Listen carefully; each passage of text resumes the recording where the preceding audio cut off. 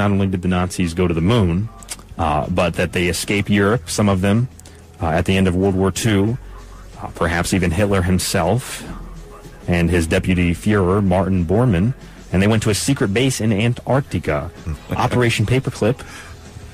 Google that if you don't know what it is, Operation Paperclip. There is a specific story and a couple of other stories about Antarctica's Queen Maud Land, named by Norwegian whalers after Queen Maud of Norway, a granddaughter of England's Queen Victoria, who liked to drink blood out of skulls, by the way. Historical facts are well documented about this expedition. German exploration of Antarctica reaches back to the 1800s. Most noted was the expedition in 1938 led by Captain Alfred Richter to Queen Maud Land, situated east of the Weddell Sea, named for the English seal hunter James Weddell. Prior to the start of the expedition, the German Society of Polar Research invited the famous explorer Richard E. Byrd, and yes, that is the same Richard E. Byrd who supposedly went to what we call the center of the Earth, which is associated with debunking theories. And what I mean by that is that the center of the Earth has a core, but there are parts of the Earth where we have underground cities and bases which are real, and some of them have even been videotaped. So they invited Richard E. Byrd to Hamburg, where he showed expedition members of this expedition that was going to be taking place documentary of his Antarctic exploration and told them what conditions to expect. Ironically, about 10 years later, the Navy's Admiral Byrd led his own military expedition to Antarctica. It was supposed to be a scientific expedition, but they took aircraft carriers and thousands of soldiers armed to the T for some reason. Well, why not? You never know when you're going to run into a dangerous group of sea lions. Right. Those ice fishers get really upset having to sit there all day. That's right. You never know what's going to happen. So, Capitan Richter renamed the area New Schwabenland in honor of his flagship Schwabenland, a floating laboratory that belonged to the Lufthansa airline company. It carried 2 amphibious aircraft, about 10 tons each. It's well documented, part of a scientific experiment, if you will. Now, Richter's expedition were under direct order of the Reich Marshal Hermann Goering, Rudolf Hess, and other influential members of the secretive Fool Society. We've heard about the Fool Society before. We've done segments on the Fool Society. Also involved with the Vril Society and the Theosophical Society. Was that the Full Society? The Thule Society, Thule. They actually were a big funder of the German Nazi Party rising to power. Officially on a mission to study the feasibility of whaling in those waters, Richter proceeded to drop small swastika flags along separate flight paths to the southern pole, eventually staking out more than 600,000 square kilometers for the Reich. Richter was fascinated by reports from that other guy named Waddell. One of his reports in 1823, Waddell wrote, I quote, "The ice in this region had completely disappeared. The temperature is mild. Birds were observed flying around the ship, and groups of whales frolicked in the wake of the craft." And, end quote. It has been suggested that the Richter expedition found just such a place, one that contained huge ice caverns filled with warm water and living plants. Have you ever heard about this before, Nick? No, this is new. This is new stuff. Have you ever heard of the hollow earth theory? We talked about hollow moon last night. Have you heard about the hollow earth? No. You've never heard of the hollow earth theory? Have not. Interesting. I guess a lot of people believe that the center of the earth is hollow and there's a sun in the middle, which is kind of symbolic because the core is the hottest, but it's a lot of dense metals. But as I mentioned before, the hollow earth in another way is really just caverns, within the crust of the earth. Sure. So reportedly, these Germans discovered areas containing caves, one of which was reported to have led to a large underground lake warmed from geothermal heat. Persons in both Norway and Britain were aware of these ice-free areas, but chose to suppress the information. They left them off of maps to prevent other nations from laying claim. Antarctica, theoretically, is the perfect secluded hideaway, as it is approximately 5,600 miles from Africa, 4,760 miles from Australia, and 1,870 miles from the southernmost tip of South America. Richter and Schwabenland returned to Hamburg in April of 1939. But with war fears rising that year and Hitler's attack on Poland in September, the German expedition was quickly forgotten, all but by the higher Nazi command. By the mid-1940s, submarine bases had been built in New Schwabenland that became the sites of a great buildup of supplies and materials in addition to servicing U-boats operating in the South Atlantic.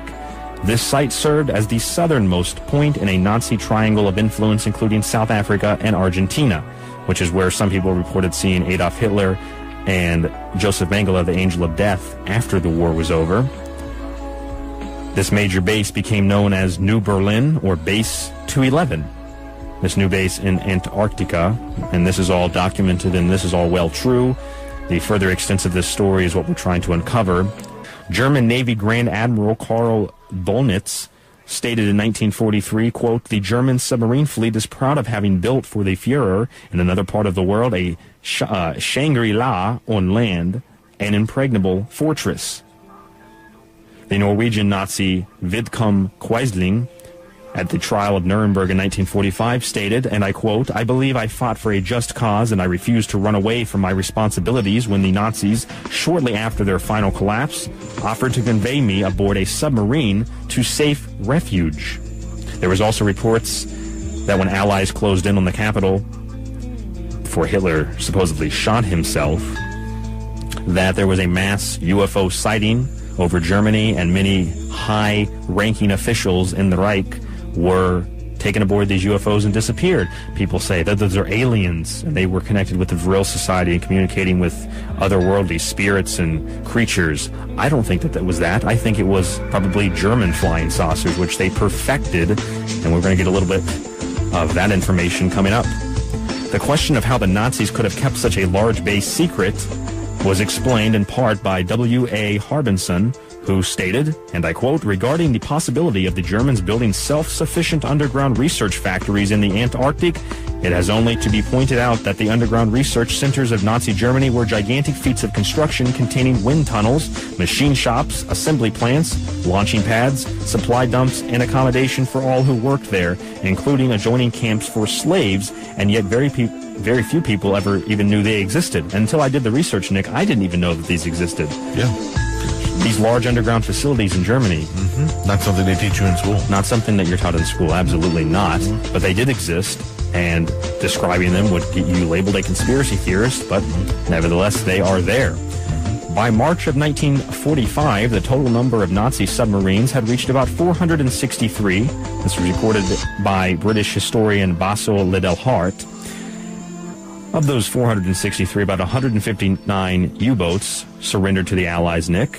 203 were scuttled by their crews, and this left about 100 Nazi subs that were unaccounted for at the war's end. Wow. Now, in relation to Antarctica, check this out. An unmarked German U-boat surrendered to the Argentine Navy on June 10, 1945. Exactly 1 month later, a U-530 surrendered at Mar del Plata in Argentina. Just over a month later, on August 17th of 1945, the U-977 also surrendered at Mar del Plata. That same month, another sub, the U-465, was scuttled off the coast of Patagonia. These were large subs designed for transporting quantities of supplies and material. Even the U-530's chief torpedo officer, Wilhelm von Hatt, revealed that his sub had landed at Antarctica, offloaded several crates that they believe contained documents as well as Nazi relics. What do you think about the testimony, even at Nuremberg, about the submarine bases and going to Antarctica? Yeah, very, very interesting. Also, the fact that there were so many that were unaccounted for. So now you've named like 4 that had surrendered or had been caught. But what about the other 95, 96? What about the other 95 or 96? Yeah. Where are they at? There could be these submarines floating around right now in certain parts of the world, and they don't even know the war's over. They're not really sure what's going on. They're just waiting for the next battle. Still waiting for the next battle. Yeah. Yes. Then there was 2 expeditions which did take place, or supposedly one of them took place. The other one was a definite. In 1947, the expedition by Admiral Richard E. Byrd, and also a British Special Force unit, I guess, was sent to Antarctica in the late days of 1945 as well, and that was well documented. Now, Robert Byrd wrote in 2005, so just not too long ago, he said, Operation Tabarin, named for a Paris nightclub, was activated as a measure of monitoring German activities on the Antarctic continent. The known British bases, which the British apparently had bases there as well, were mainly in the Antarctic Peninsula in places such as Port Lockroy and Hope Bay and on the islands surrounding the peninsula. So now we have British bases as well, Nick. Right. And you said that there was very little remnants found of the, or evidence found for the Nazi bases, but there was that one ice sculpture of the swastika they found. Right. Yes, that was found. Yeah.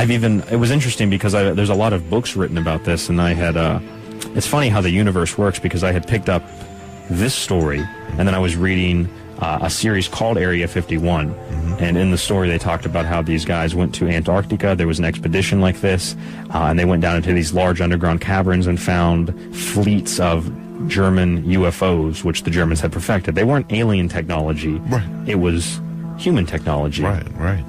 And Hitler was obsessed with producing this alternative energy, alternative free energy, something we're going to talk about. It's funny because a lot of people think that the Vril Society were connected with these interdimensional spirits. The women of the Vril Society never cut their hair. They let it just grow out. And they thought that was like an antenna to connect them to these spirits or whatnot. And many people believe that, especially that sighting over Berlin, that these UFOs were aliens and helping the Nazis, who were extremely deep into occultism, the hidden, what wasn't necessarily on the surface, and people think that the aliens helped them. It's also funny that Nikola Tesla, who developed free energy or free electricity, believe that maybe aliens helped him as well. According to an unnamed survivor, a member of the British Special Forces, there's a whole extensive story about this man. He went to the Falkland Islands for a special Arctic training in the fall of 1945, and I believe for the most part that all of this is definitely documented. It was led by veterans of the Norwegian resistance and accompanied by an unmanned scientist. This special unit of British soldiers traveled to Antarctica. Now, it was told to Robert Byrd by this man that the original scientists and commandos had found an ancient tunnel, as they called it, and under orders the force went through the tunnel, but only 2 returned before the Antarctic winter set in. During the winter months, the 2 survivors made absurd claims over the radio about what they called polar men. Polar men. Polar men, Nick. Is this like frozen Germans? Or It's like frozen German popsicles, yes. They talked about polar men, ancient tunnels, and Nazis. And some of this, I don't know if this is recorded, but it's well probably documented in a transcript. Radio contact was finally lost in July of 1945, and for their mission, they went into the unknown. The last broadcast brought them further anxiety, as the final broadcast they picked up, I guess, they heard the voice that the polar men had found them, and then screams, and then contact was lost. Wow, this sounds like an excellent movie. It sounds like an excellent movie. Yeah. Why have we tried to make this, and then we had to make it into a comedy. Right. So I threw the script out. Is what had happened there. Yeah, it's really kind of amazing though when you think about it. It is an amazing story, and whether or not this is true, based on some form of fact, some form of mythos, it's an interesting story, and someone wrote this somewhere, whether it was based off of facts or Right. they had an amazing imagination. Yeah, and I find it very interesting that this is the first time I'm ever hearing it.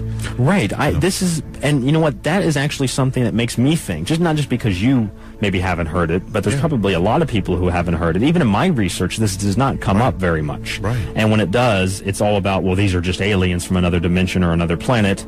I'm trying to take it a step further, and when I look into this, I find that issue is that not many people know about it, which might mean that it's actually closer to the truth than we think. Right. Because a lot of times these stories like Area 51 and Roswell, they're pushed so much into the public spectrum, into the public forum, that everyone knows about it, everyone's got their own opinion about it. And yes, that may be done to discredit it more so because everybody's got their opinion about it. Right. But then it also might be done to cover up another fact, and stories like this might be covered up so well that nobody knows about them. Right. And if you know about it and no one else knows about it, even if it is considered a conspiracy theory in the alternative realm, and you know about it, you get labeled even crazier than the conspiracy theorists. Sure. Well, this is all research that was documented, obviously, by someone. And if the government or whoever it may be doesn't want to show up in textbooks and let it be known by anyone, well, then that's going to happen. And there's a part of this which is well documented. Harry Truman even tried to stop this expedition, and his military advisors advised him, you do not do this.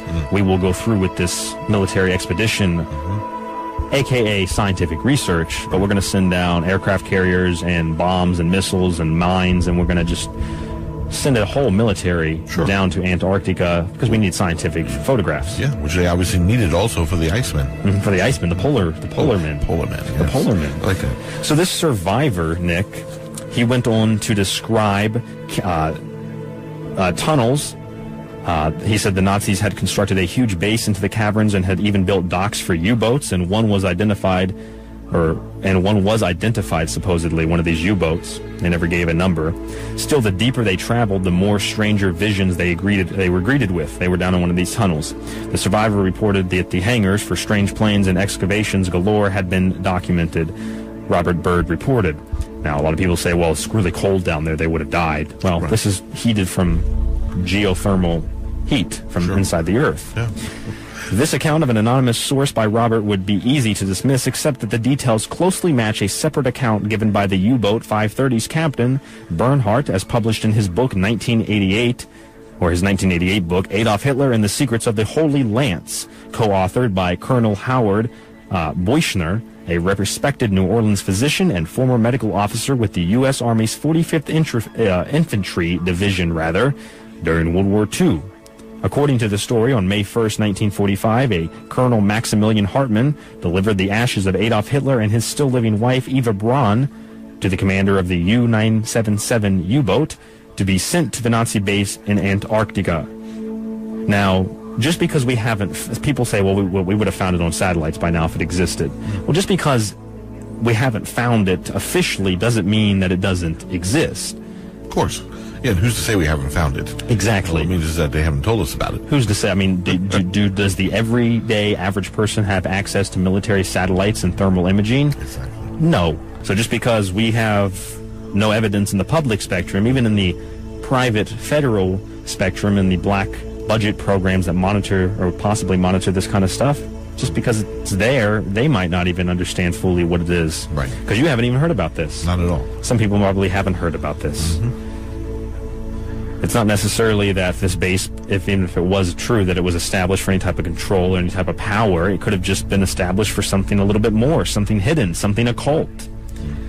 This strange tale also included an account concerning the recovery of the fabled Heilige Lance, or Holy Lance, also known as the Spear of Destiny. Do you know what the Spear of Destiny is? No, I do not. That is the spear that the Roman soldier, I don't know how to pronounce his name, Gaius Cassius, or Longinus, by legend he shoved it into the side of Jesus while he was on the cross to shorten his agony. Yes. And supposedly it's in the Hofburg Museum in Vienna, but in this story it says that one is essentially a fake. But it is true that Hitler was desperately looking for this spear because you could use it for good or evil in a way, and it had an incredible power to it. Interesting. Now back to Boischner. He said he saw the logbook, or he was, shown the logbook from a 1979 expedition to Antarctica. There's another one in the 70s, which used helicopters to reach the deserted Nazi base. The logbook stated as followed: our lights penetrated the steel tunnels, which extends for approximately about 10 meters. When we arrive at the end of the tunnel, we find ourselves in a huge cavernous area. We penetrate into the cavern, the distance of about 300 meters. It is at this point that we came to a smaller cavern, which turned towards the right and ended up in a room approximately 80 meters in width and 10 meters in height. It is here that the Reich treasures are hidden.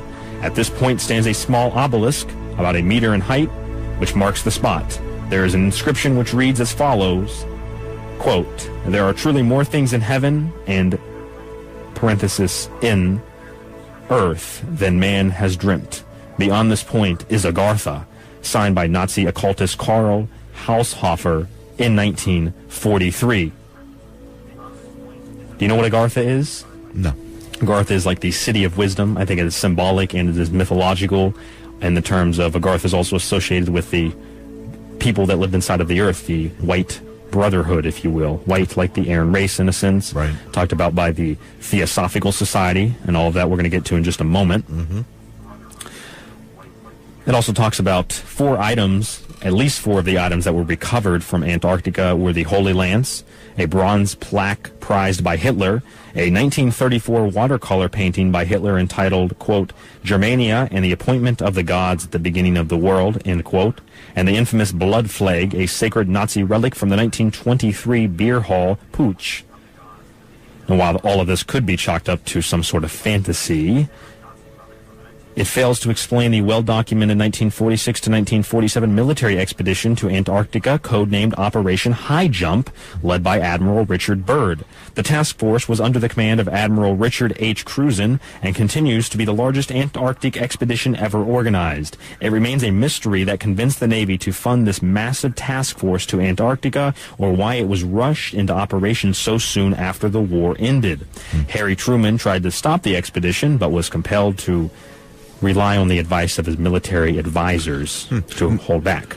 Named the United States Navy Antarctic Developments Program, this U.S. Navy operation reached its destination in January of 1947 and lasted only until February. This force consisted of, listen to this, they sent this expedition to Antarctica to supposedly study science, some type of science expedition, take photographs, and map out the terrain. Okay. This force consisted of 4,700 men, 13 ships, including an aircraft carrier with 6 twin-engine transport planes and helicopters. Byrd made it plain that the operation's objectives were not diplomatic, scientific, or economic. According to the military, the expedition was hastily mounted to take advantage of the first Antarctic summer after the war. Near the end of January of 1947, a 2-pronged Renaissance sweep of Antarctica, an ice-free area, was discovered by one of the force's flying boats. Byrd described it as a land of blue and green lakes and brown hills and an otherwise limitless expanse of ice. The news, which this is a true story, the news deemed this Shangri-La, which is another form of Agartha or Asgard. The deaths of several members of this task force were never fully explained. They didn't even say that, well, it was just the cold. They said that they died in plane crashes and they blew up. I don't know what blew up. I mean, blow up. That was the explanation. They said, what happened to these guys? And they said they blew up. I mean, I don't know what. Yeah, that could be a number of things. It could be a number of things, Nick. Yeah. Another fact that undermined the argument that the expedition was merely for exploration was that while members took more than 70,000 photographs of the Antarctic coastline, none were made with the reference markers necessary to match the photographs together for comprehensive view. They later went back and sent a very small task force of just a couple of people to go photograph the same area. Right. So Richard Byrd, upon his return from Antarctica, warned of the possibility, listen to this, the possibility of an attack from the polar regions by aircraft of incredible speed. It was reported on March 5th of 1947 in the edition of El Mercurio in Santiago, Chile. The reporter Lee Van Ada, who had accompanied Byrd, wrote, quote, Admiral Richard E. Byrd announced today that it is necessary for the United States to put into effort defensive measures against enemy airmen who come from the polar regions. The Admiral said, I have no intention of scaring anyone, but the bitter reality is that in case of a new war, the United States would be in a position of being attacked by aircraft that could fly with fantastic speed from one pole to the other. His manuscript was made public in 1970, Richard Byrd, that purported to be a secret diary. So Byrd reported sighting a small mountain range with what appeared to be a valley lined with green trees, a river or stream flowing through it. This diary also reported spotting a large animal that resembled a woolly mammoth. He said in the diary, and I quote, ahead we spotted what seemed to be a city. This is impossible. His aircraft seemed to light and oddly buoyant. The controls refused to respond. Off our port and starboard wings were a strange type of craft. They are closing rapidly alongside. They are disc-shaped and have radiant qualities to them. They are close enough to see the markings on them. I tug at the controls again. They will not respond. We are caught in an invisible grip of some type.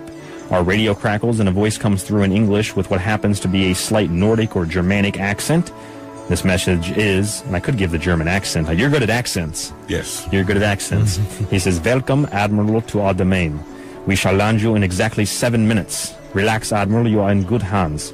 I note the engines of our plane have stopped running, and the aircraft is under some strange control. The narrative states that after a floating landing, Byrd and his radio man were taken on a conveyance with no wheels to the city, which seems to be made of a crystal material. He's up at the North Pole. His plane is taken in by essentially a tractor beam, and he's lowered to the ground inside of a crystal city." Now, German is also the language of the Aldebaran race, one of the root races. Madame Blavatsky, the Russian mystic who established the Theosophical Society. We have the Fool Society as well, which funded the German Workers' Party, became the Nazi Party. Hitler was a member of the military at the time. He was offered to come into the German Workers' Party, and so on and so forth. The symbol, the logo of Madame Blavatsky's society is actually an Ouroboros, the snake eating its tail, eternity, with a swastika on top. And it influenced the Nazi Party greatly, possibly one of the reasons they chose this symbol. And they said, well, they chose it because it meant strength. Well, it did mean strength, and that's why it was on the Theosophical Society. It meant something else also. It meant the sun. The Theosophical Society believed in Ubermen, supermen, Uber, German, super, men who lived inside of the earth. They were the white brotherhood and the Aryan race, one of the root races. That was part of the Theosophical Society, part of the occult doctrine of the German Nazis.